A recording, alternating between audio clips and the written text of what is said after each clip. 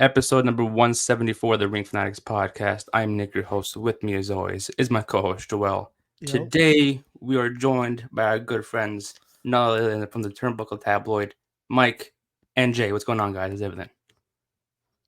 We're good. How about you guys? Hi, everybody. Hey, Turnbuckle Tabloid. We're in the building. Hi. We're upset about missing the SummerSlam preview, so Yeah, and we finally got both of you back on. I think the last time we had us four on was, last year. I believe so. Was it that long? Shit. Yeah, I think I wasn't there for the draft. Yeah, we got to keep up with appearances. We have to keep up with appearances. Yeah. And then the last time, Joel and Jay, you guys weren't there, so it was me and Nick did the whole SummerSlam preview. Yeah, exactly. And today, all of us. Exactly. Today we're doing predictions for this Saturday's Bash in Berlin taking place in Germany. Another short card. I think Mike and you spoke about it last time. Jay, just before we get started on this, what are your thoughts on how they've been doing these 5 match cards lately instead of like 7, 8 plus? I'm a big fan of it. It flows smoothly. It doesn't seem like it drags. I know that a lot of people are feeling the weight of it because it's like, hey, you know, what about the other wrestlers on the card? We have more storylines that need to be told, but it helps to drag out different angles on television for that you can invest on them until they get their PLE match. So I'm cool with the whole movement of just 5 on a smaller PLEs. I'm good with it. Yeah, same here. I feel like it's better off. It's quantity over quality. Yeah, quantity over quality. So the shorter the match card, the better. How excited are you guys about feeling about this specific pay-per-view? Are you guys excited for it? Like, a little bit? Not really. I mean, I'm interested to see what the outcomes of the 2 title matches for the main titles, because it's for me it's about who turns, because at this point for SmackDown they need a top heel, so and you can't go wrong with either one, but I think it's if one of them has to turn, it has to be soon, because Cody needs somebody to work with. Yeah, that is true. I mean, he does have the competition, but I do agree with you on the heel part. It's just there is no top heel on SmackDown, I feel like. All the top heels on Raw right now. I mean, right now they're building up Bronson Reed too. I mean, you can make a case for trades again, like we did for SummerSlam. Just trade AJ Styles over in the OC and just bring, because Drew McIntyre and Bronson Reed, once at least for Drew, once this feud's over, it's kind of like, what are you gonna do now, buddy? Like I mean, you go for the world title again, but you're solidified as a top heel. Yeah, that is true. But yeah, let's get into the match card. First match of the card is for the women's tag team titles. Jade and Bianca get the rematch against the Unholy Union. Since you guys are our guests, we're gonna start with you with this one. What are your guys' thoughts on this match, and who do you guys have winning? Jay, you want to go first? No, go ahead. You take this one. That's fine. Okay, because this one it's very. I mean, they lost the belts in July or June and July? Probably June, I think so. Yeah. And again, the rematch now. I mean, because they're doing the whole thing with Fire and Dawn being aligned with Blair, Davenport, and SmackDown. So if they lose, that trio is officially over. So, and I'll be like crowd reaction over. Like it's over. They're not going over the Raw. They're not going over Smack. There's no intermingling anymore. But I don't see a reason why Bella and Jade could lose, unless it's to build their eventual match. Yeah, I mean, Drew, I think you agree with that part. Do you think something's happening? Yeah, I agree 100%. I think that's the only way they lose, if they're setting up for their match down the road. Not sure where it would happen, but that's the only way I see them losing. But you're right. If they lose the titles, that's it for them. That little group has nothing, really. Because then it feels like because they won in Scotland, which is where they're from. Right. Then it feels like a typical, oh yeah, we just gave you the belts because you're from there. And that's it. Alba's fire. Alba's fire. Alba's mother, she is fire, though. She is fire. Yeah, she is. Alba's mother passed away weeks prior, so it was kind of like like Triple H said, it wasn't a consolation thing, but that's what we saw it as. Yeah, and I hope they don't treat, because if they do lose, then it'll feel like a consolation prize. Like, oh, here you go. I'm sorry for your loss. This women's tag division is really nothing. They're trying, but it's really, I mean, the Pure Fusion Collective. I mean, what the fuck name is that? I hate it. Yeah. It's a sad thing when the lesbians think it was a better idea than this. I love how McAfee got on Raw and he was like, "I've been practicing all week to say this. I've been working. I've been trying to get this right. I want to get this right." And it's his last week on Raw. Exactly. Yeah. Going with a bang. The female Shield. Well, you're being generous. Nick. That would have been okay. Panty Shields. That could have been cool. That would have been a weird name, Panty Shield. I would have said that, this probably would be Jade and Bianca getting their just dues. But I don't feel that it's happening. Plus, I don't feel the turn is happening because Jade's not ready to be a single yet. I don't think so. True. I'm hoping that she doesn't have the PLE jinx again, where she gets gun shy for being in such events like this.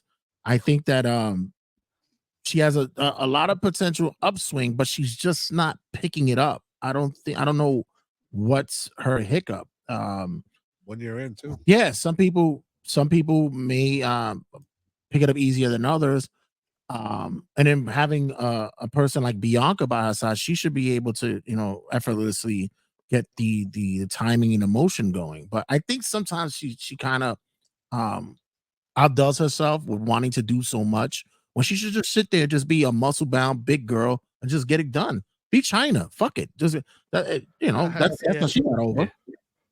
It's the fucking I forget the character from Mad TV. It's the whole "look at what I can do" thing, and like J. Cole runs a new thing. It's like, oh, let me show you what I can do, and then she slips and she falls, and then everybody starts laughing at her. But then it's like, we gotta give her credit for fucking trying. Yeah. By the way, Mike is looking like a young Joey Diaz here with that. Yeah, I don't know why the setup has him looking like that, but that's a fact. You're gonna see him like popping like edibles in a minute and shit like that.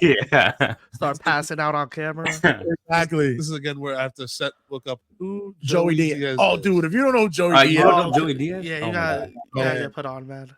Get up. I learned what a fucking Toto is and a Dirty Sanchez. You're learning this week. This week, this fucking month. And that's what you get on Turnbuckle Tabloid, ladies and gentlemen. You get to learn stuff. And now it's happening here. You're learning who Joey Diaz is. And in return, me and Ariana teach you history and headlocks. But we go. Nice plug. And shout out to the New York Wrestle Media. Kind of early plug in, but go follow and subscribe to them on YouTube. But yeah, I would have said, like, I do agree with you with I think Jay said it, where like Jade wouldn't be better off as a singles competitor. Yeah, not yet. Not yet. I mean, I would have said maybe if MVP were still around, because I felt like that pairing would have been phenomenal. But I mean, our boy Omos is fucking he's waiting on the phone, waiting for his release. Oh man. I mean, the only other outcome for this match is if Blair shows up and helps them retain. But other than that, it's either clean win or clean win for the baby faces, or just the heels cheat. It's most likely the heels cheat, I feel like, because I don't know, man. I think I got Jade and Bianca. Yeah, it's either they win straight or there's some bullshit going on between them two. Yeah, I think they got it done. Because they haven't started. I mean, Joel, you and I have talked about this a while ago. It's like this: if they're trying to plan their match at Mania, they got to start planting the seed soon. Unless they just do a random heel turn out of nowhere. It's like, oh shit, it's happening now. Yeah, but they still got time for that. I mean, it could happen this Saturday. I mean, if I were them, I would start planting. And maybe one of them costs the match. Like maybe she, didn't see a tag and it pisses off the other person to be like, all right, it was an accident, but we already had our second chance and that we can't go back for them after a while. Type of thing. Maybe Bianca's the one to turn heel. Like, I don't need somebody to watch my back. Yeah. I can push on my own. I don't fucking need you, bitch. Yeah. I did it on my own. Why do I need you? Yeah. I mean, I who would you guys have as a heel? preferably Bianca, right? Bianca's turn. Because Bianca could talk. I mean, the old days of NXT, I don't know if you guys remember those, but she used to be like those promos where she could talk. That's her thing. But same with Jade, though. Jade's also a good heel that gets under your skin. Yeah. There's a reason why she got over in AEW. This is where Jade comes in and goes, I remember those AEW promos. Yeah, but I think it's tough to make her a heel right now, especially while they're using her as like the face of like the division. Like if you see commercials and stuff, Jade is all over there. She is the face. So if anybody, it's Bianca turning. And I mean, Bianca's the female face for Slim Jim too. So probably Slim Jim like, you're not keeping her heel on us. Nah, I think with Jade right now, they really want to get a little bit more closer and lean into more with the whole family thing. She's a mother, she has a kid and a family and such like that. And they really want to get the backing of the audience because they know that she's going to be making, mistakes. They know that she's going to be still making strides to get more conscious in the ring. So I think that making her the face works better. And Bianca hasn't been a heel in a while. At least with her, it's natural for her to be a heel. She works. Yeah. I laugh because Mark Bays from Third Announcers Table, he hates the fact that she comes into the ring skipping, twirling her hair. I was about to say, he's like, who does that? He's like, what? Why? Like, you need to stop that. And I'm in agreement with that. Like, I want to see her be a little bit more catty, more aggressive. Let's get her back to like her older NXT days. And now that she's on the on a bigger stage, let's ramp that up a little bit more. Sorry, go ahead. The thing with Bianca was she kind of has that John Cena effect where if she loses a big match, she comes out the next night twirling her braid and smacking her ass. And it's like when John Cena comes out the next day, oh, I lost my title, but don't worry, I'm getting that shit back with a big smile on his face. Ha ha. Bianca's like the same thing. She's like the black female version of John Cena. Twirl twirl my brain and smack my ass for all you kids out there. And I'm an inspiration for all you people out there. That's what I was gonna say. It's for the kids, but like I think they gotta grow out of that now at this point to be like, just change her up a little bit. She's the same thing for the past 4 years. And they were also teasing it at the end of her NXT run, right? Like they were teasing the heel turn. She was a heel. She was always a heel in NXT, but like her main roster debut was Wrestle Media. Yes, she debuted as a babyface. That was the weird thing with her husband. That is true. Yes. Yeah. Oh God. Yeah. That was. She feuded with Zelina because then Zelina did the whole like poisoning Montez thing, and then it's like with Bianca, she's done interviews saying like she doesn't want to turn because she wants to be an inspiration for all the little black girls. And like that's fine and all, but when it comes to the storyline, if they need you to turn heel, turn heel. Yeah, I mean, you have Jade too, who could be a great babyface, so that will still continue. But like she's been a heel forever.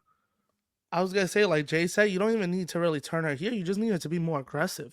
If she's more aggressive, she doesn't have to do a full blown heel turn. Right. I mean, we'll get into her later, but Rhea Ripley, she turns face pretty much just on because the fans love her. Rhea Ripley, it's gotta happen organically though. Yeah. It's not like Rhea said, like, oh, I love you people. It was like, I broke this bitch's arm and she took my man and I'm going to fucking kill her. Yay, mommy. Yeah. It works. Yeah, I mean. Yeah, it works, yeah. It's insane how babyface and heel turns work these days.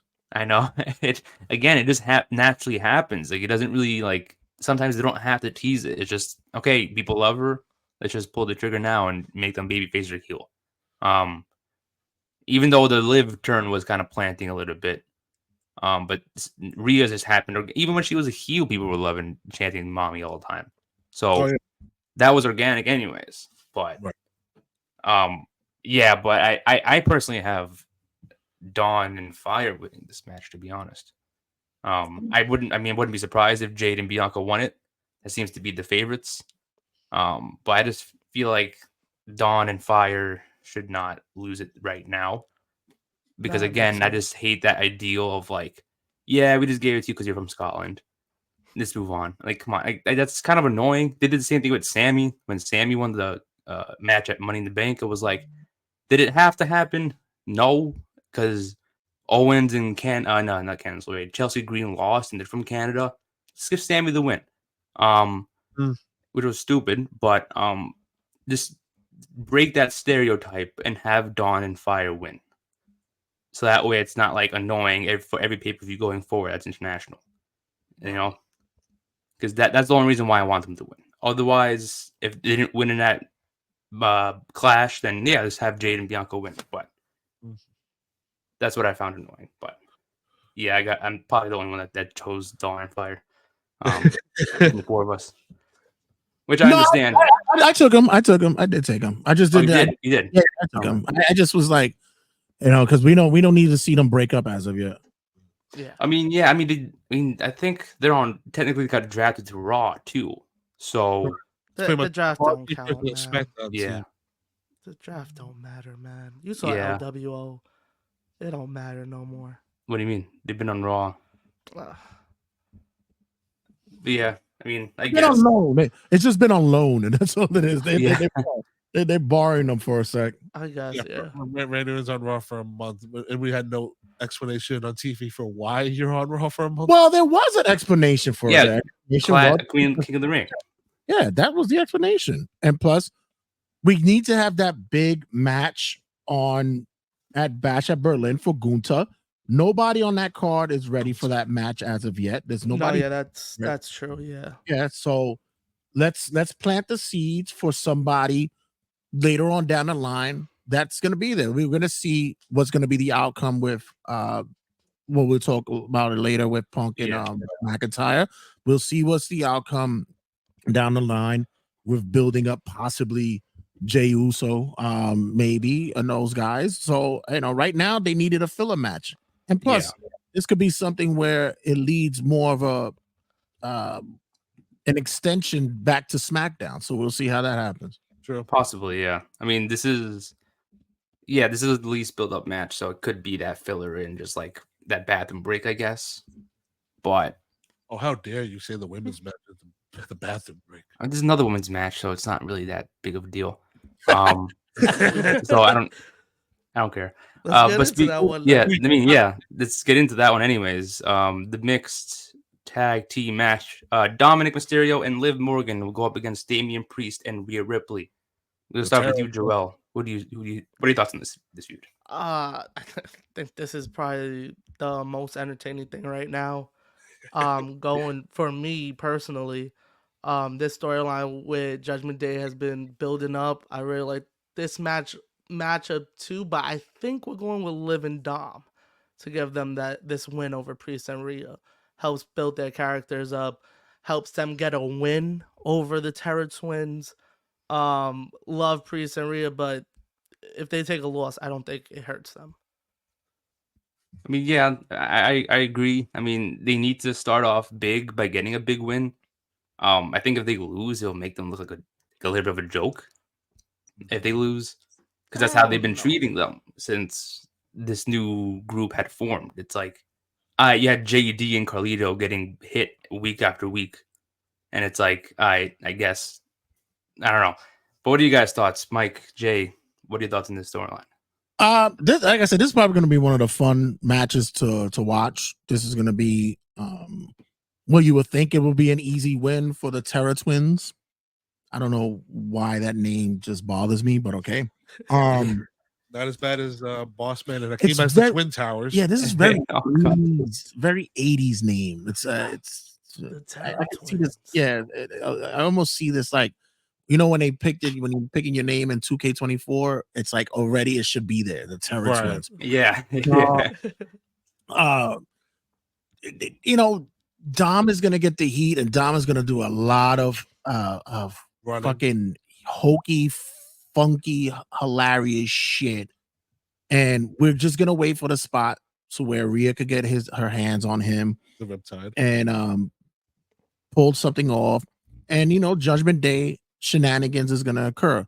What I'm waiting to see is what is gonna be the build up for it afterwards, because they have a squad and it's only 2 of them. So who else is gonna be aligning themselves with them? I see Dom and Liv winning here, of course, by shenanigans. But I said this is going to be probably one of the most entertaining matches of the night.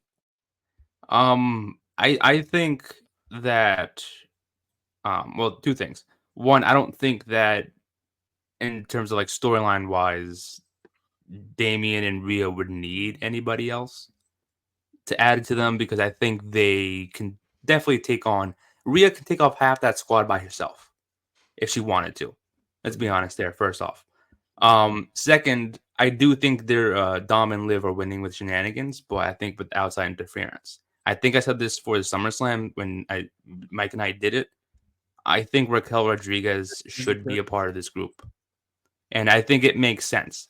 Because if you think about it, the new Judgment Day, again, I said it, Rhea Ripley can take out half that group by herself. You're going to need someone to match up in size. Raquel is that person. And they have that beef already from NXT. So it makes sense, also Liv teamed up with her. So I think this would be the right time to do it. No one is expecting it. I think it was obvious at SummerSlam. That's why they didn't do it, probably. But I think if they do it now, it'll be fair. It'll continue the story.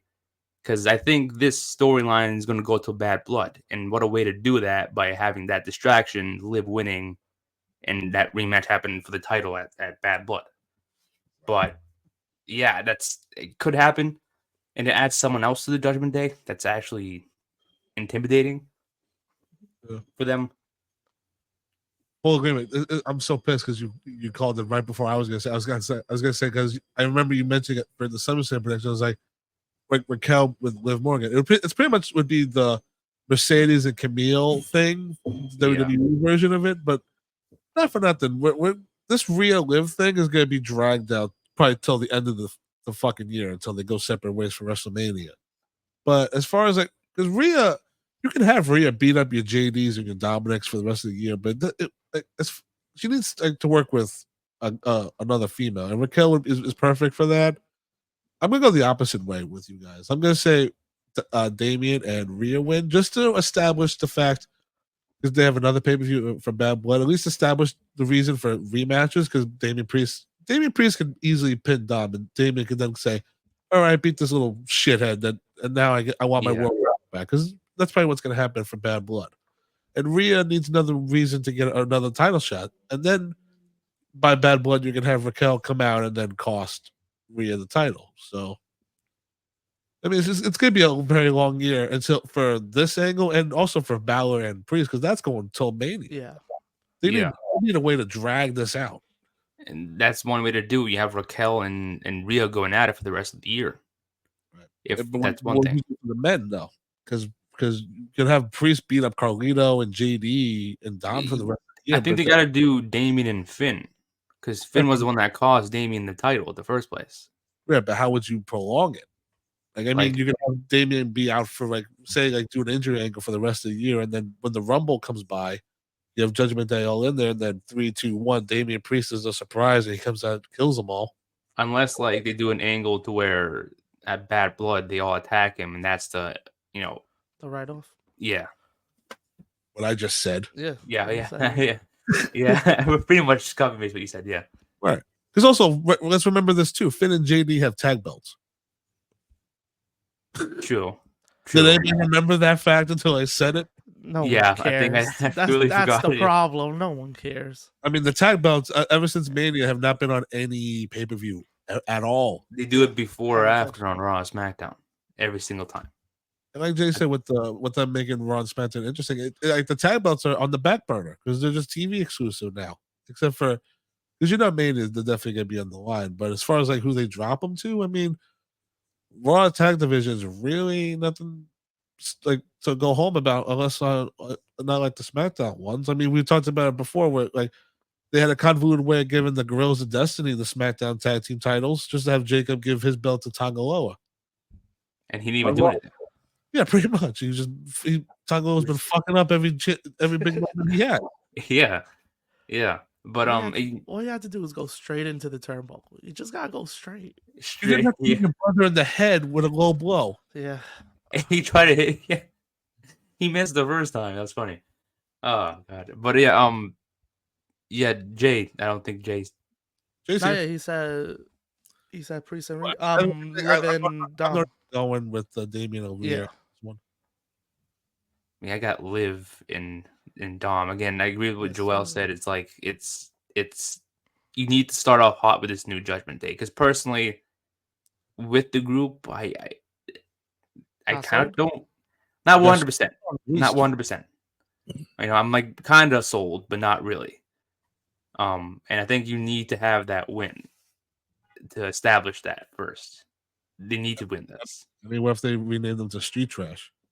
Then I won't take them seriously at all.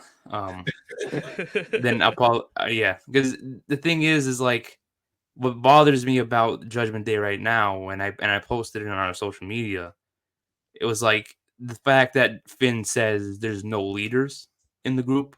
Meanwhile, he acts like a leader. Yeah, and it's like I get what he means. Like there's no one, like no one's like above the other. I get it, but like, how are you gonna say there's no leaders, but you're the one giving direction and being the leader? Like that doesn't make sense. It'd be one thing if they just told, if they said like, we're no longer Judgment Day, this is Balor Club. Like, if they went back to that, it'd be totally fine. But it's just the fact that this is pretty much Judgment Day 2.0. I mean, we're seeing the same thing on SmackDown right now, Bloodline 2.0. I mean, it's the same thing on both shows. And I was telling Jay off mic too, is like there's also another faction on Raw that's kind of floundering at the moment, and that's Final Testament. I mean, Judgment Day could benefit having a Karrion Kross or like a AOP be the tag team of that. I mean, just that right now, Judgment Day, it doesn't feel like Judgment Day. I mean, Rhea Ripley and Damian Priest are pretty much Judgment Day through and through, if they're not officially called that. Instead, they're called the Terror Twins. I mean, that name sucks, man. They feel like they went on like a site generator and just randomly chose a name. Also, this is like the days of the NWO. They pretty much changed the Judgment Day colors from purple and black to white and black. A little switch up. Yeah. Enough for it to be like different, I guess. Shit, name generator shit. I used to call a couple of kids in my old freaking summer camp. I used to call them the Terror Twins. Woof. You should have worked that Beacon, bro. Woof. Shout out the Beacon, man. Oh, I used to work at Beacon. That's funny. But yeah, like I said, I think there needs to be more of an elevation on there. Right now, Raw is fun with them in this storyline. That's exactly what's happening there. It's just a fun tie-in storyline with Judgment Day and Damian and Rhea. I like the recommendation for Raquel to join Judgment Day. I think that's a smart move there. With or without a mask. Yeah, I still want her with a mask though. For real. Why? Because of her condition. And yeah, sure. And she comes from a lucha background. So why not? Why not put her in a fucking mask? Yeah. For me also, I think that you guys mentioned with the whole Final Testament and such as well. Break that shit up. Let Authors of Pain be on their own. Hell, I would even fucking have Karrion Kross be their hitter. Like have them be Judgment Days like Hitman or some shit like that with Scarlett. Have them go. Let Authors of Pain do their own fucking thing. Let them have the old man. Yeah, it's not. Let them have them. Yeah, it feels weird with two managers. It's like how does that work? Yeah. But I'd rather stare at the girl than the old man. Yeah, but that's my call on this. Yeah, I mean, I agree. I mean, it's time to wrap up Final Testament. I mean, should be the final chapter of that fucking story. Mike said he could just go around and become Karrion Ventura and just walk around. Well, I could be the next governor of WWE if you want me. Yeah. No, it's always in my heart that I'm from Minnesota. If he gets his approval, then that'll be cool to see. But yeah, it's Liv and Dom. Joel, you said the same thing, right? You said Liv and Dom. Yeah. This Mike, you too. This mixed tag will definitely feel like a house show on pay-per-view. I mean, yeah, it's definitely going to be like a mix of emotion type match. Like we're definitely going to see like potential like Dom trying to Dom trying to get the cheating in. On, don't do it, mommy. No. Yeah. Maybe we'll see the Riptide hit on Dom. Maybe we'll see Liv Morgan try to stop her from that. Like it's all going to be story from start to finish. So just a matter of what happens, really. Because it can go either way, to be honest. because once Rhea locks him in for the riptide, either like normally or like off the top rope, the crowd's gonna go nuts. Yeah, that's the thing. But can she pin him if that's the case? I don't know. It's usually male versus male and female versus female. I think they made it clear the guy versus guy and girl versus girl. Yeah, I don't think they have that. I don't know if they added that step. Yeah, because I always have that question with mixed tag. I'm like, they don't have to wrestle in it, but they can still get the pin. Right. So I don't know, but yeah, I got Liv and Dom. Next match on the card is a strap match: CM Punk versus Drew McIntyre. How do you guys think? I mean, is it the four corners or is it just them attached? And unfortunately, yes, they've established that the only way to win this match is to touch all four corners in succession. Ugh, I hate it. I know. I mean, what's the accomplish with that? Like, I don't get it. Because you know what's going to happen. Because Punk's going to have him on his shoulders and then touching all four, and then before he hits the last one, he's going to hit the GTS, but Drew's going to counter, and then Drew's going to hit his turnbuckle first, and then he wins by bullshit. I just gave you the finish of this strap. I don't even have Drew winning, to be honest. I mean, technically, Punk should win so they can get to a third match being Hell in a Cell. He doesn't like your booking. Fuck you, Phil. Phil doesn't like your booking. I think it's a logical sense to have Punk win this one because, again, like you said, it's got to lead to a third match, and there's no other way to do it by having Punk win it, and then leads to Hell in a Cell. At this point, that seems season on a pole. Yeah, I mean, what? Hey, hold on. We had a pause there. Oh, what? A bracelet on the pole match. Put the bracelet on the pole. First wins. I mean, they're probably gonna have something to do with that. Let's stay away from that gimmick, please. Stay away from that shit. But that's what this feud's all about. You don't want a pole match, bro? Yeah. It's just a symbol of the real rivalry and heat between these two. It's a symbol of it, damn it. All right, Jay, you're the biggest CM Punk fan. Please, that makes sense. It cuts the promo. The bracelet's just a bracelet. But give me the bracelet. But it's not just a bracelet, it's his wife's bracelet.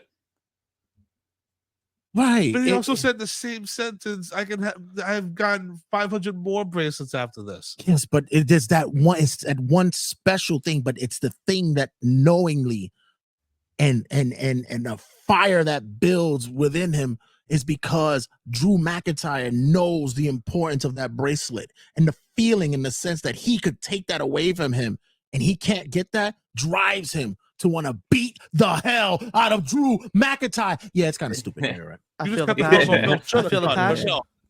Yeah, you're kind of right though. No, but seriously, all about it's the back and forth rivalry, the trash talking, and it's just it's just a symbol of it. That's all it is. At the end of the day, as much as Phil said, I hate your booking. The fact is, it does look like it's going to go to be a Hell in a Cell match at Bad Blood. That's what it pretty much is going to look like. It's going to go to anyway. I also think the Four Corners thing. Was that a WWF thing that they made? Because I know back in the days, in the 80s and such, that wasn't like that. It was just the bull rope. Eddie and JBL did it. Yeah, the Indian strap matches. That it was just they didn't do the Four Corners. They just used it as a weapon. I remember, I think that was a collar match. Sorry. Yeah. I don't remember them doing the corners before. Maybe in different territories. But I think AEW did one. CM Punk competed on AEW. I know that was pinfall or submission because I don't remember that one being touching four corners. That was awesome. And it was the dog collar with MJF. Dog collar, right? And it's also. And remember that if you don't hit the four corners, it resets, so you have to do it again. Oh. Right, so and they're gonna do the light gimmick too, like the red light is for this person, the green one is for this. Right. Yeah. I'm still invested in the storyline. I'm still with it. They're doing great jobs on the social medias back and forth with this. The biggest sense from the crowd and the fans right now is how much Drew has grown as a persona on and off the mic. And it's equating to what Punk is, which is great. But then what happens when the flame goes out? Where do we go from there? And I think with this match, it's going to be a true testament of what they're going to do with their bodies for this, because they're gonna slap each other with them fucking belts. That shit ain't gonna be light. They ain't gonna be light work. It's gonna be some chopping going on. I have to say that I got Drew winning here because the blow off is gonna be Punk, but I don't think it's gonna be as close as as much of a dominance for Drew as people may deem it to be. Do you guys think Seth Rollins might play a factor in this? Because he's still kind of in the middle of all this. No, only because I think that because of what they did with Bronson Reed. I think they're purposely going to keep Seth and Punk away from each other until Rumble time. Probably. Which is probably the perfect move so that they don't interact. Right. I agree. Punk and Drew will go one by one. Yeah, I was gonna say, I agree with Jay. I got Drew winning this. And I got kind of like how Mike said. I think he's gonna drag McIntyre around the ring, and as he hits one, McIntyre's gonna hit it, stop Punk from hitting the last one, and then hit the last one. I don't know, like like maybe jumping over him or something like that, and getting the win like that. I don't think it's gonna be like dominant though. Right. Like maybe Drew hits the Glasgow kiss, like the headbutt thing, and then knocks Punk out, and then hits the thing. But they could also do that with him hitting Punk and Punk falling into the corner. Yeah, I was gonna say like they could do the same exact thing with Punk, where it's like Drew McIntyre's right there, but then Punk just happens to sneak in, do something to distract McIntyre, and he gets the last one, or to screw him over to start the four corners. So they have to like restart too. You know what I mean? Right. I think the reason they did the doing the four corners step is so they don't pin Punk for a second time in a month. I think that's what it is, because they don't want to pin him twice in a row. But he's still losing twice in a row, though. Yeah, but he's not getting pinned. I mean, the fact the fact that they're doing the corners gimmick protects Punk better off. In a weird way. I agree with that. Probably. Yeah. I mean, I think I'm gonna switch my answer now because I didn't. Now that I think about it, this is gonna be brutal though. Like Jay said, they gotta beat the shit out of each other. Yeah, but like it also, because I feel like the Bad Blood match, if it ends up happening, is the last one between them two. So if they're probably gonna get Punk that win, yeah, he'll get that. But then McIntyre still wins the feud because he won 2 matches over Punk. Yeah, but he got the last one, and it's a Hell in a Cell, more stakes. Yeah, the Hell in a Cell blow off will count twice as more than the last 2. Yeah, that Drew wins, because you can see Punk put Drew in the Anaconda Vice, and he sees the bracelet on his hand, and he takes it off, and then just like you can see that whole spot ending that Hell in a Cell, like Drew just pass out or taps out, whatever the fuck. Yeah, Hell in a Cell, like they're both bloody. Like, you know what's gonna happen. Yeah, I mean the bracelet is definitely going to take a part in this match. It's definitely going to cause like CM Punk to be like, "Why do you still have it?" Always does. Always gets him distracted, man. More important than the world titles. This and the fucking what is Jay referring to as the Hot Chili Peppers necklace? Yeah. Yeah. The 2 things that better than the title. Peppers in the Cool Ranch. That's what on Jay also got. They used to got the Cool Ranch. That's the Cool Ranch. The Cool Ranch. Yeah. Stupid. But this feud, do you guys think it's dying out a little bit? Because I know that's also been a topic of conversation on social media.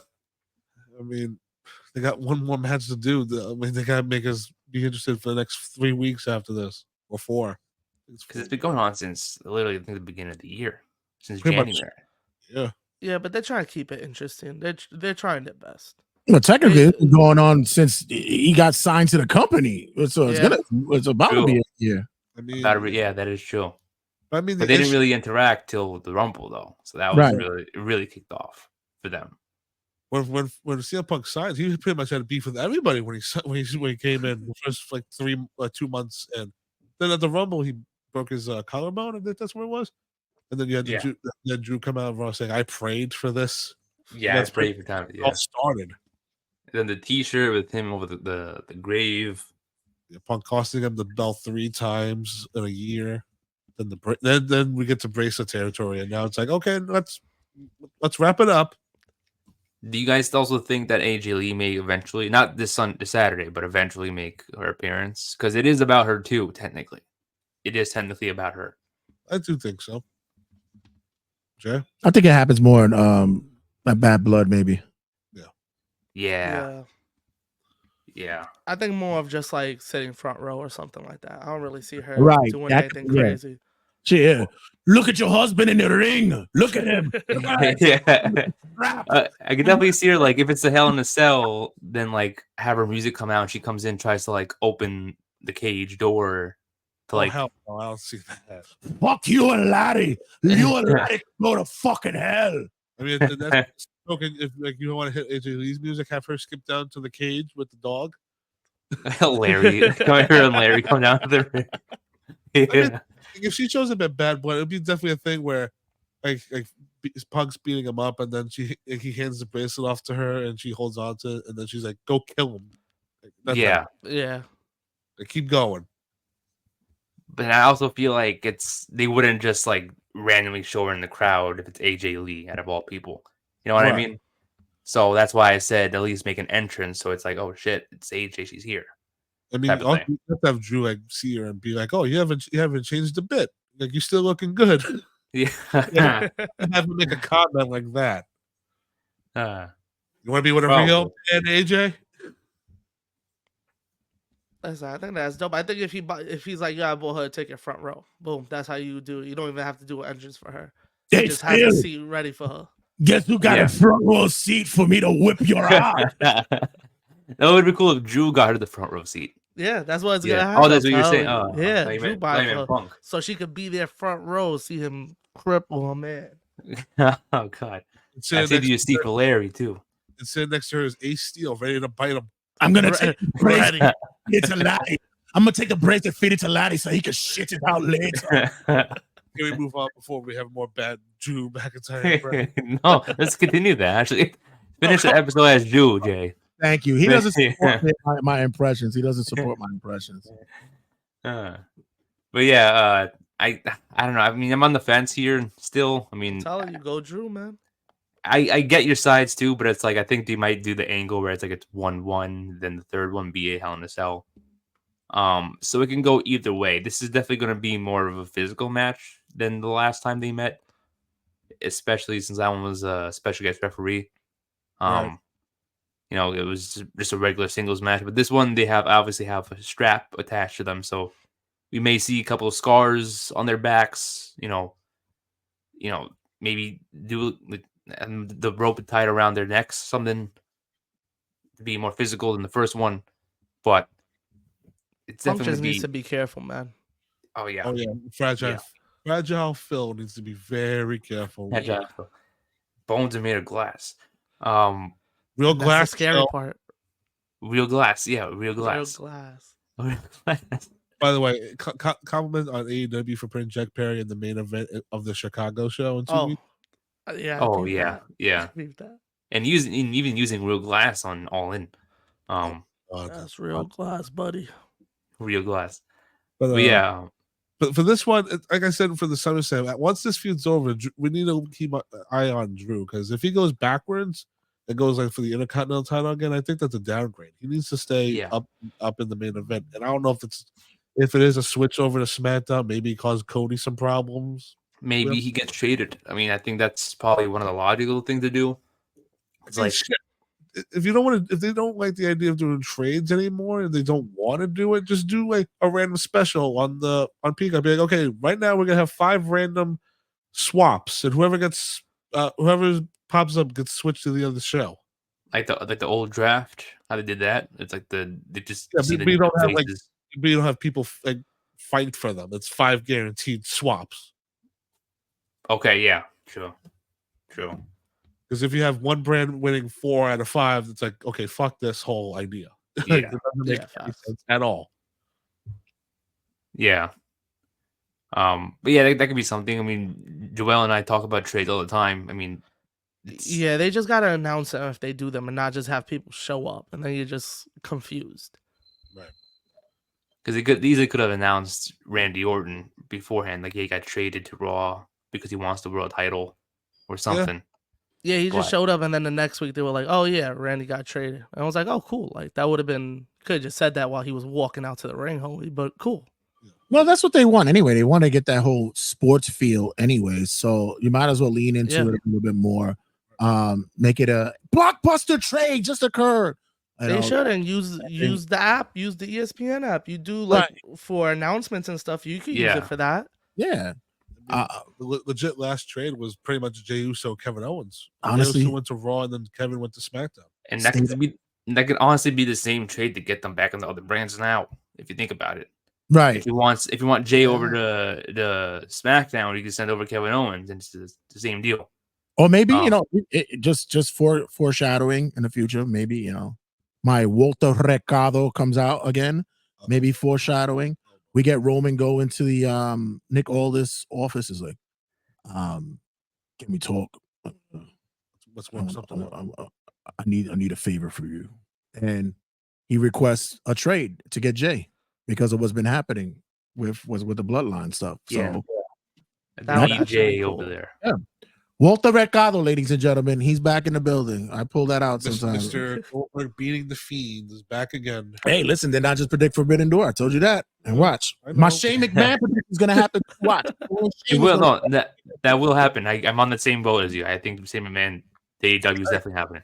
I said it. It doesn't say Tony Khan on the contract. It says it's on McMahon. Yeah. I'm telling you. I once Moxley said that shit, I was like, Shane is pulling up. I said, it'd be funny if he's not Shane McMahon, he's like Shane McManus.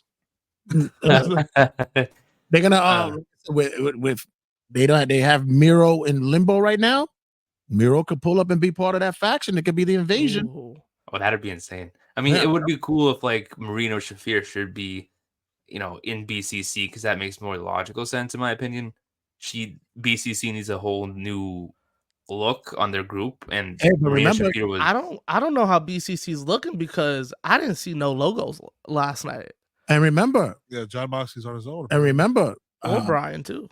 Shafir is also a former WWE wrestler. Yeah. You got Pac, you got Claudio, you got Moxley, you have Shafir, you have Brian Danielson. The only one that's not is Willa Yuta, and get him the fuck out of here. Get him the fuck out of there, please. Chuck him out. He's done. Oh my god, yes, please. Get him out of there. Willa Yuta hate club over here. So you're not tough enough to be part of this group. Get the fuck out. But I think for this match we went on topic. Fucking Drew somehow. Yeah. But I got Drew too, I guess. I got Drew too. Either way, whoever wins, we're getting a Hell in a Cell. Either way, we're getting it. Yeah. Yeah, that's leading to it, regardless of what happens. So I love if we could be wrong and maybe the Hell in a Cell would be Liv and Rhea, but we're getting Hell in a Cell regardless. I mean, like I wouldn't be mad at that either. So I feel like both might happen, but the thing is like I wouldn't want both happening on the same night. Oh yeah, so then have one. Yeah, because then it'll just be Hell in a Cell pay-per-view without calling it Hell in a Cell pay-per-view. That's the thing. And then so October, so we have the pink ropes. So the pink ropes. So it could be red ropes for Bad Blood, but it'd be the red Hell in a Cell cage. Remember that nonsense? Yeah. Oh God, I forgot about that. We need people to see it. Damn it! What do you mean we need to see it? We already know. If we know it's there, it's not invisible. It's it's there. They do the impression as they announced today that the fucking 6 1-hour episodes on Netflix coming out soon on McMahon. Oh yeah, did you see that? They're gonna do the Netflix series on McMahon. If Bill Simmons is doing it, I'm already skeptical about it because that's just gonna sound like a fluff piece. They're covering everything apparently. I want the real. They're covering everything that happened. Yeah, the last. I think the last two are definitely gonna cover his demise. I want the real, especially him being molested as a child. How he like a lot of. I want them to dig deep. They have to dig deep about this guy because there's a lot of dark shit about him. Dark shit. The abuse that he got when he was growing up from his stepfather. This is why nobody condones what the old man did, but it starts from somewhere. It comes from there's a beginning of it. So you're not just evil for the sake of being evil. Yeah, unless you're born with fucking 3 6s on your forehead. Yeah, other than that. No, I really hope they dig deep. I think that's gonna be a really good doc. If it's done the right way, it's gonna be a great one. Oh, for sure, yeah, 1,000%. Looks at the ring vibes we're gonna get from this. That's what I was gonna say too. It feels like that, but we shall see. I mean, when does it come out? Like September 20 something. Yeah, it's towards the end of the month. Yeah. Okay. We got time to prep. Yeah, we have time to prep. Yeah, the tissues or whatever fuck you want to clean yourself from all the disgusting shit we're gonna find out about. Oh God, I don't even know if I'm ready for that shit yet. Let's keep going on with Bash in Berlin. Yeah, can you talk about this? Yeah. Well, we got one more, right? 2 matches. Two more. Oh yeah, because both titles on the line. I forgot. Yeah, both of them are on the line. So we got Cody defending his Universal Championship against Kevin Owens. Is anyone else smelling a heel turn? Don't call it the Universal title. It's the WWE title. It was the unified belt. Sorry, unified WWE. Unified. They're still calling it unified. I don't know. They're still calling it unified, but anymore. Knock this shit off, WWE. Knock it off. And who put up this photo over here? Yeah, put it up. Show it. Yeah, show it. I can see it. Oh God. Very pose and all. Mike can't even see it from his screen.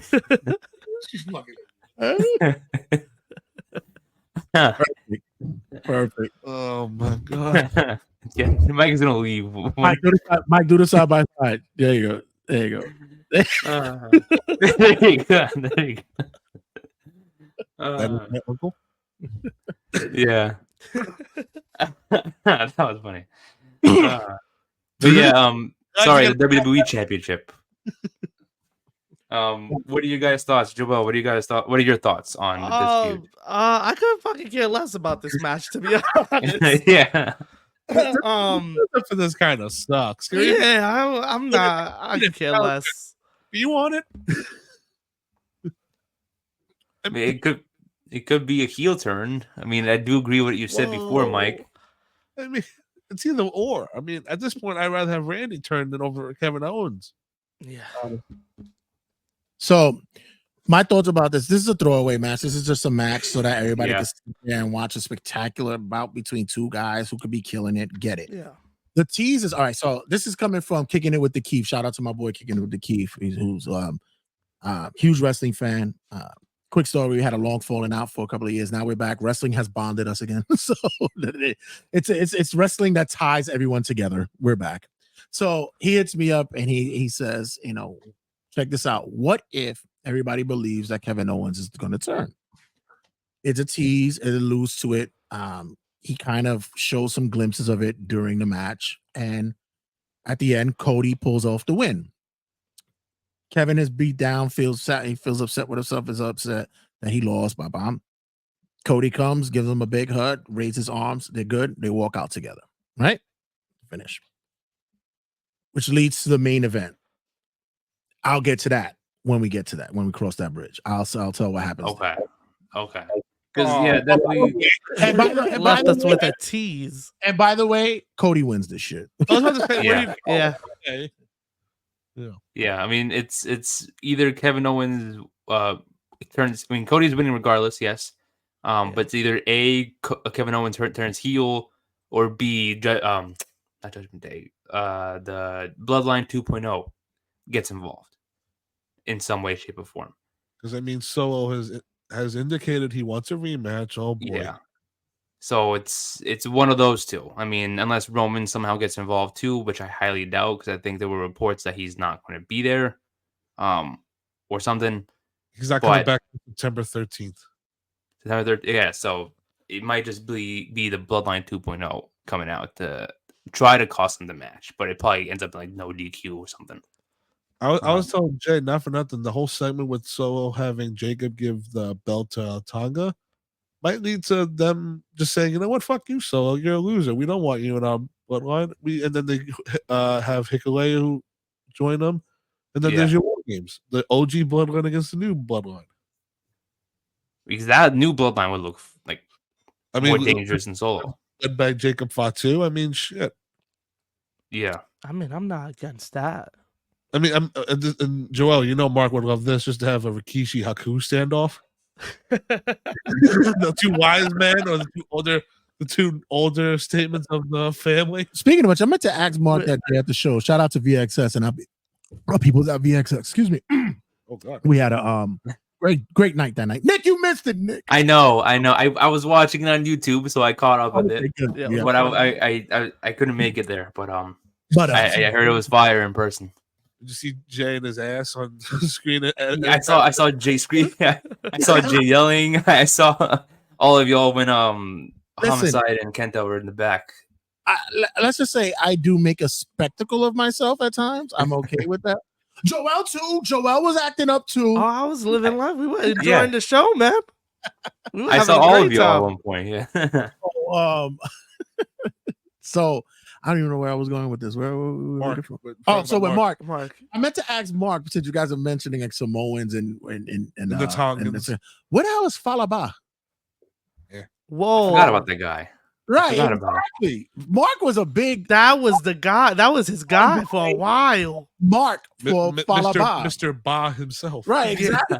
Falaba. Like, whatever happened to him? I mean, have you seen Rikishi's fourth son? So the only thing that I have. Yeah. I only mentioned this as well because I don't know if you guys have been watching. I saw that they did on YouTube. There's a episode of 12 new games coming out for wrestling, and Wrestling Code is one, and there's a couple of other ones. And one of the games has Falaba in it. I said, "Oh shit, that's probably the last time you're ever gonna see Falaba again." Yeah, probably. With Scott Steiner, all the legends, RVD, fucking Grimm from Grimm's Toy Show's in the game too. Right. I'm like, shit. Chris Danger now is in the game. By the way, that game, and there's another. There's actually three or four of them that looks really, really good. If you guys are gonna be into wrestling games, I can't wait to get these shits because I'm gonna be streaming the fuck out of these. This is gonna be good. Wrestling Code, yeah, that game looks. Yeah. I'm just getting more hyped for it. The more footage we keep seeing of it. Our boy Jay Lion and Midas is gonna be in it as well. Oh, that's fire. By the way, that fucking match with Santana Jackson. My match of the night. Not gonna lie, fucking Joel is standing. We're standing and I'm going, whatever. When the lights came out and he came back with the fucking werewolf mask, I popped. He was sold. He was sold.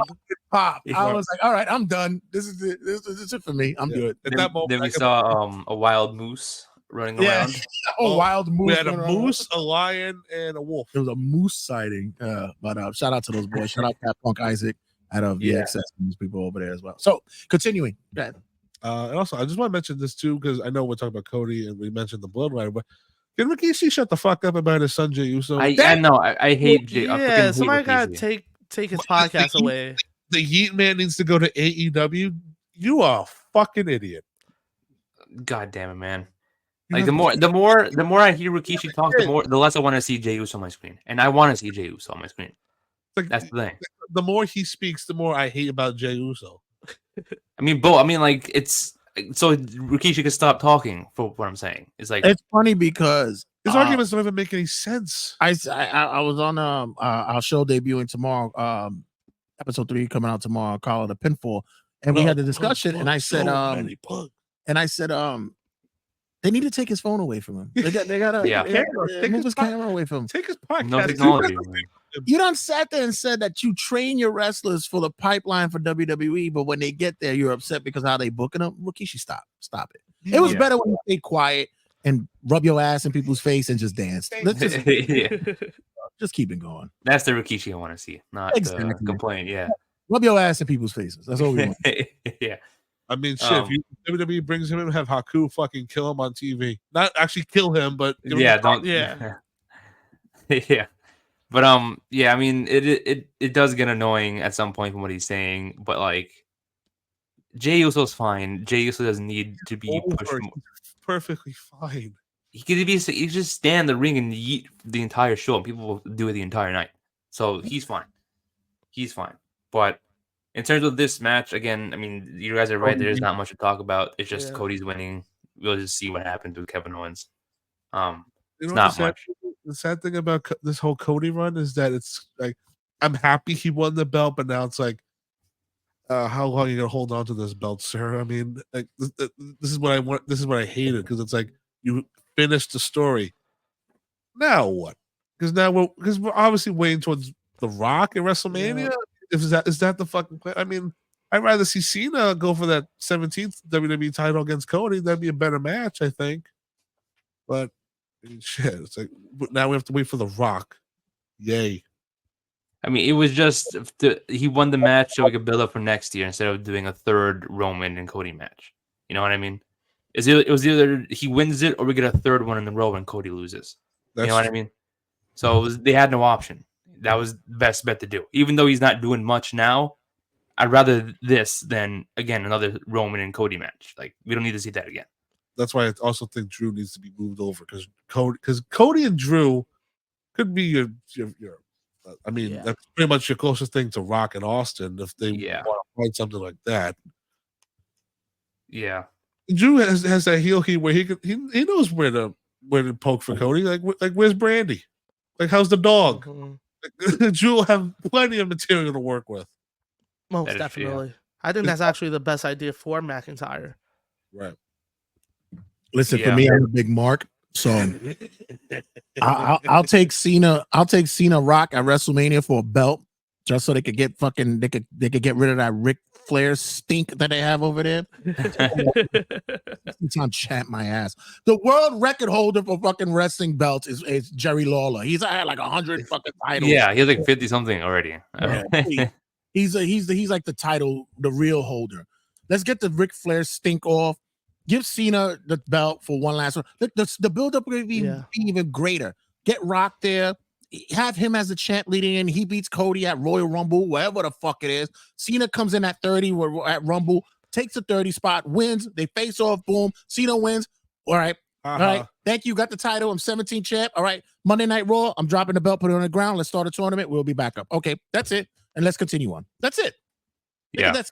And the retirement tour is ruined. Why would it be ruined? I'm not mad at that.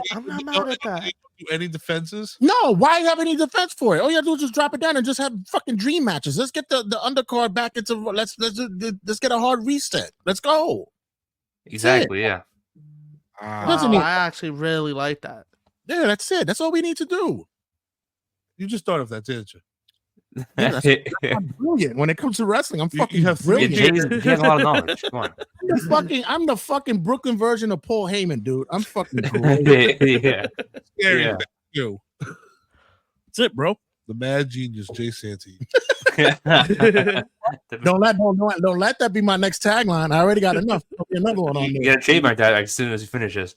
you have the headphones. You just need a jacket. Yeah, exactly. Let's get that going. But yeah, that's that's the better lead up for what's gonna be going after this Cody stuff. Honestly, I get it. Cody is their Hogan right now. This is their Cena. This is what they wanted. They need that right now. I get it. But Cody's another guy he's a wrestling business guy, and he says, you know what? I can't carry this for too long. You got to get me involved in something to intertwine and move around. Yeah. You know, let's get involved in other matches. That's not needed. Let's elevate the belt. Let's elevate talent with it. He gets it. He knows. But it's when you're gonna pull the trigger. That's when it is. Right. The Cody and Rock match, like I said, could happen at Rumble. It could happen even before then. Whatever. Let's get that belt dropped and let's move away and get Cody involved in other types of matches. Get him going on and build something else. This match here today, on Saturday, just filler. That's chiller. We know what's gonna be the next thing over. Yeah, with 1,000% agree on that. It just just to have a match. It's nothing too special. Just no build up. Besides, I don't want to go for the title. I don't know. This storyline is just confusing me and just not really doesn't really make sense. This just means, I mean, not for nothing. It could have been Logan Paul, but I think with the recent controversy, they said let's shy away from Logan again. Let's do something. Because I like Kevin Owens as a babyface. I mean, he's great as a heel, but I think babyface Kevin Owens still has more mileage on it than just saying, "Oh, let's go back to heel Owens for all time." Because he's been the same thing ever since he goes back and forth, and it's like every time he goes to the babyface, just screaming in a mic, like saying how tired he is, and I'm like, all right, just have him do something, Right. you know? Like we've seen the same Kevin Owens the entire past 4 years specifically. It's like, all right, this cool. He has a title shot again that we know he's not going to win, but you know, this the same old characters. Change it up a little bit. But I want heel Kevin Owens back. The one that you want the old Kevin Owens. Yeah. I think he's been a babyface since. There's talk to say that he hasn't signed a contract yet. So do you think he leaves? I don't think so. I don't think so. No. I don't think so either. He's a viper. Yeah, I think they're settled. They got everything going on. When it comes money wise, how comfortable he is and what the setting for is, it's like I got to the promised land. Yeah, and he's still in a good position. We know he's not winning the title, but he's still in the title picture. He's still doing something. Right. So he got to have a match with Stone Cold Steve Austin 20 years exactly after he initially retired. Hell, let's get him the speed title, right, guys? Right? Yeah. Him and Andrade. Okay, Heyman. Yeah. Let's get him the speed title. The speed title. That'll help things. And speed tag titles. Yeah, exactly. Exactly. Him and Sami Zayn, the speed tag team title, yeah. 5-minute tag matches on X. No, you have to double it. It has to be 10 minutes now. No, it's 3 minutes already, so it's 6 minutes. Oh, okay. It'll be a 6-minute tag match. Yeah. Fuck off. But yeah, it's definitely Cody. For the main event.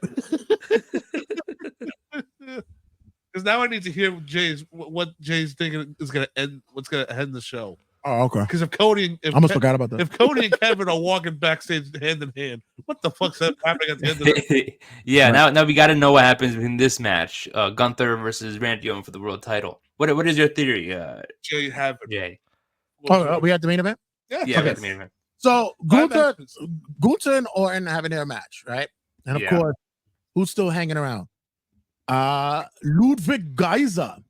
Ludwig Kaiser, actual German, right? Ludwig Kaiser's around, and of course, he's going to be lurking around, being a little pain in the ass and shit.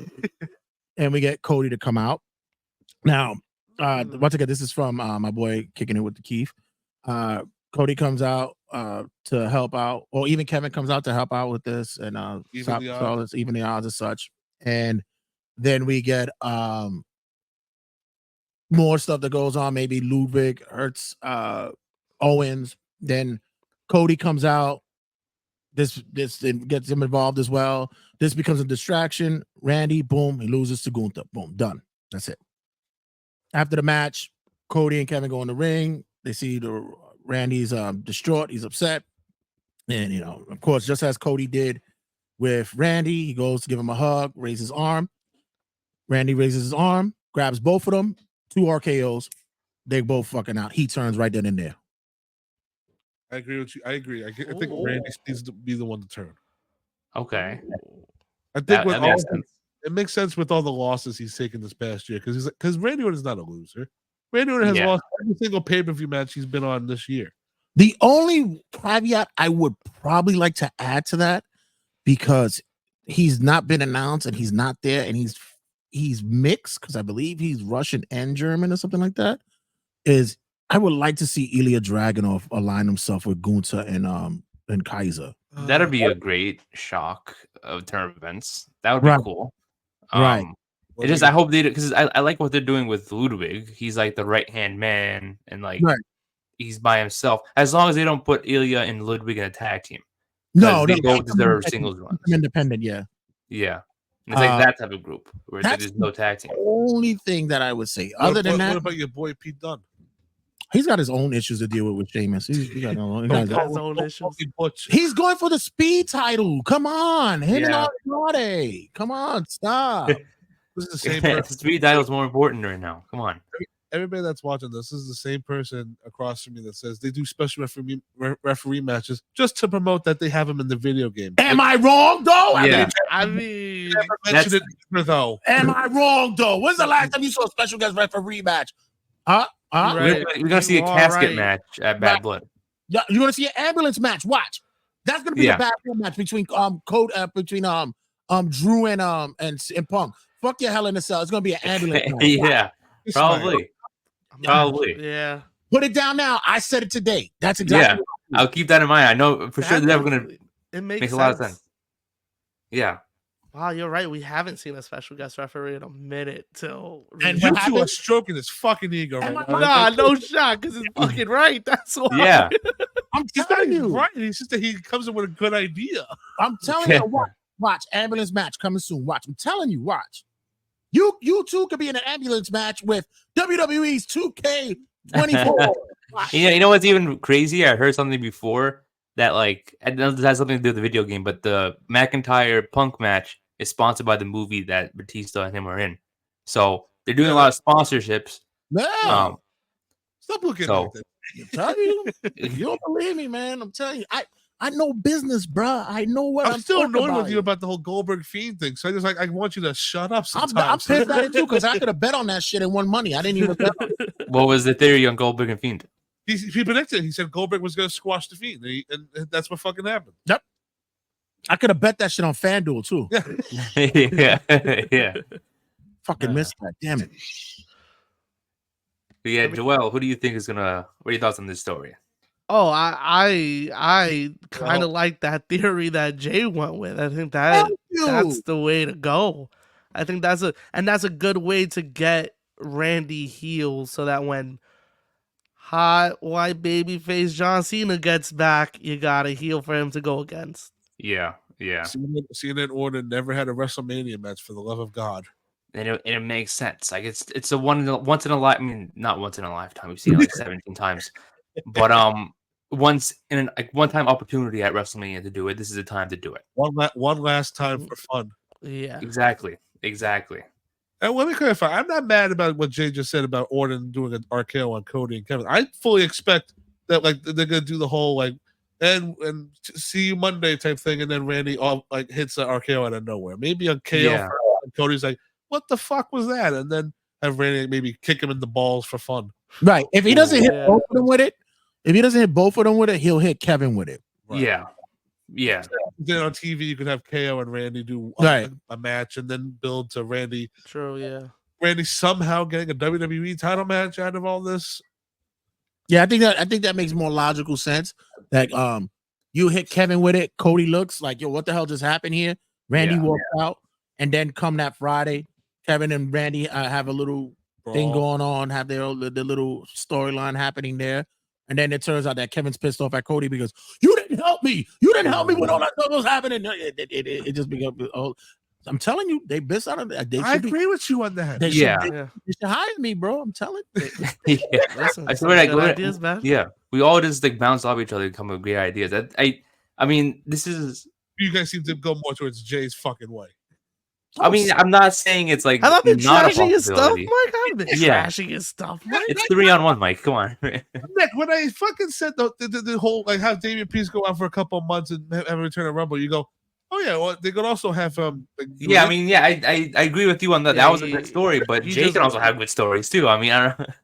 Jay was also pretty good at that. I mean, I whether or not that happens for a living because he does this on a daily basis. Yeah.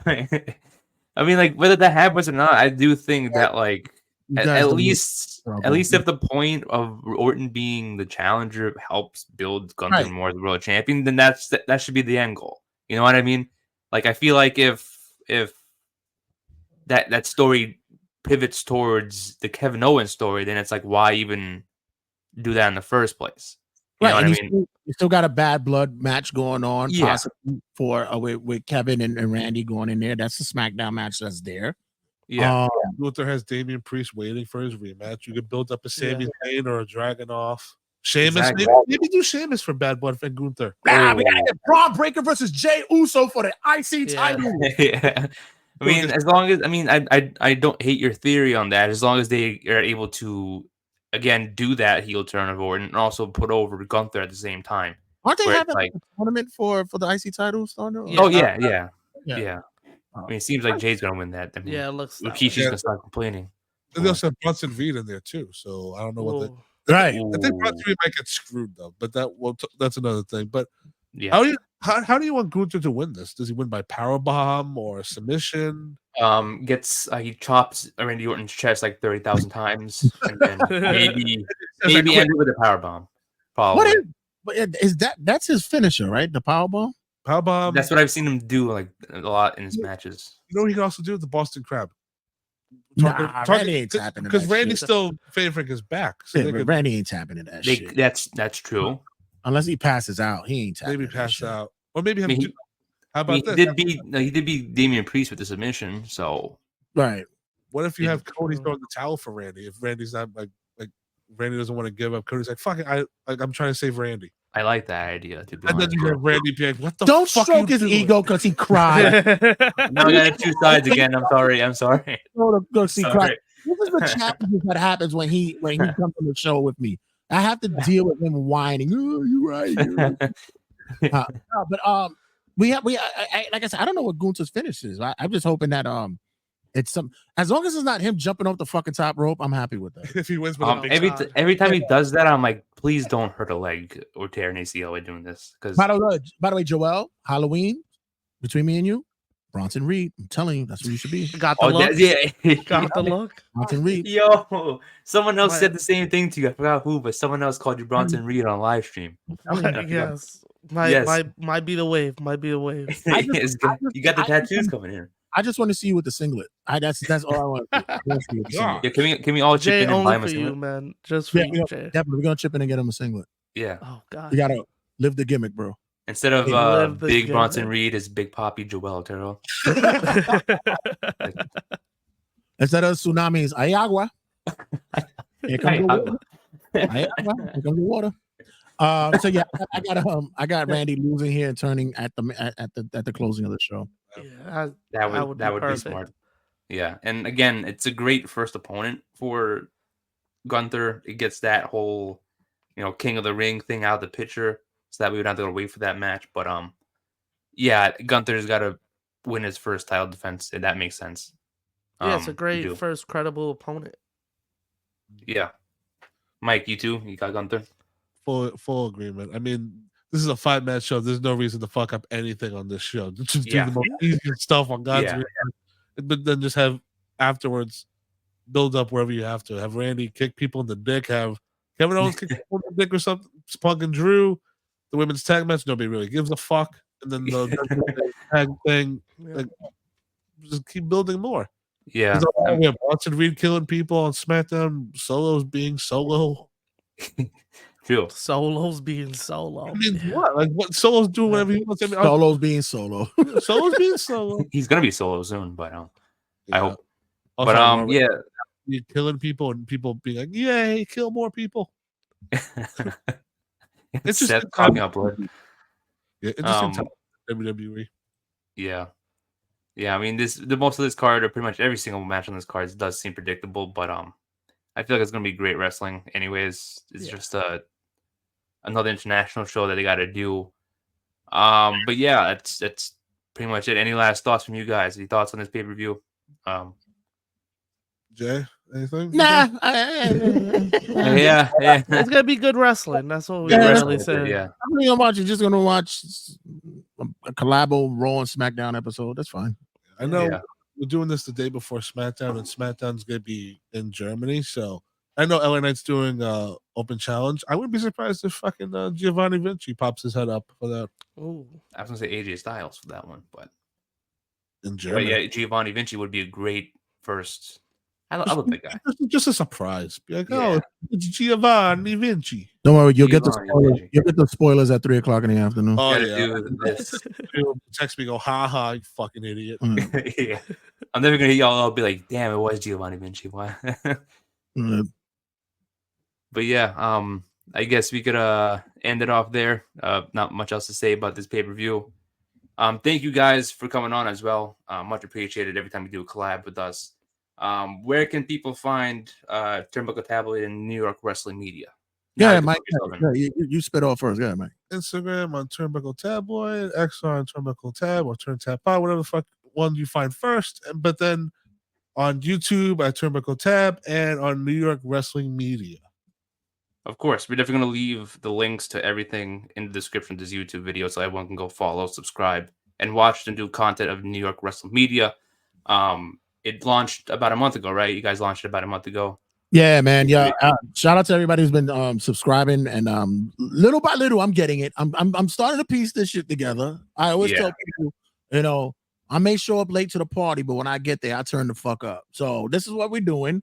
Right now we had a soft launch. We got 4 shows on rotation right now.